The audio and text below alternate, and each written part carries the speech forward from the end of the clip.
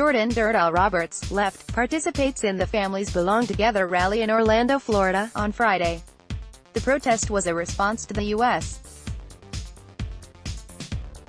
government separating children from their parents along the U.S.-Mexico border.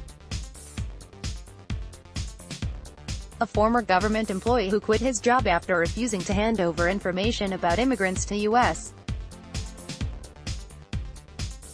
Immigration and Customs Enforcement says that those participating in the separation of families at the U.S.-Mexico border are on the wrong side of history. Jordan "Dirtall" Roberts, 33, worked for the Montana Department of Labor as a legal secretary until this February, when he was asked to process ICE subpoenas that would give the government agency wage reports for undocumented immigrants. "I went and talked to my manager and said, I don't think I can do this," he told HuffPost. "They kept trying to offer me an out, but as long as they were going to process the subpoenas, I couldn't stay. You don't collaborate with fascists." Dirtall Roberts said he was already upset after seeing video footage of Border Patrol agents dumping water left out for migrants at the border. "Giving ICE immigrant information pushed him to his limit," he explained. "Know what they're going to do with this information. They're going to tear families apart, rip up communities, and for no reason," Dirtall Roberts said. "I think our immigration system has been deeply flawed for a while, but this is a step up in the cruelty because they're going after everybody, and I just couldn't play a part." Dirtall Roberts had held his government job since 2011. Since quitting, he's been advocating for immigrant families. He said the Trump administration's recent policy of physically separating children from their parents at the border is a level of cruelty he was not prepared to face. "Donald Trump and his administration is filled with white supremacists," he said. "They don't care about these kids. It's a bargaining chip for him to get the wall because he desperately needs some sort of victory going into November elections so he can say, 'Look, we've got the wall.'"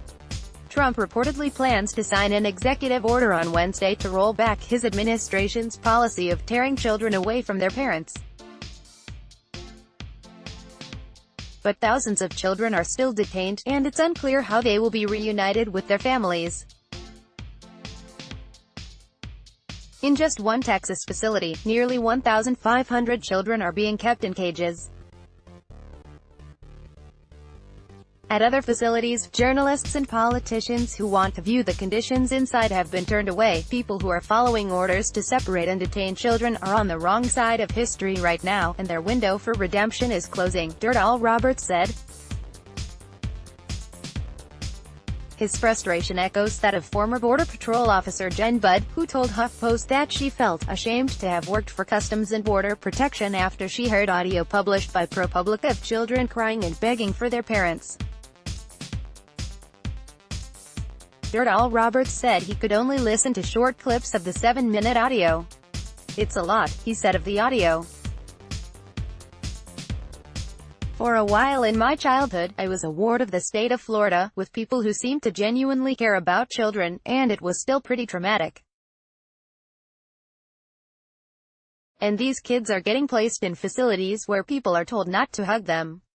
This is child abuse executed by the U.S.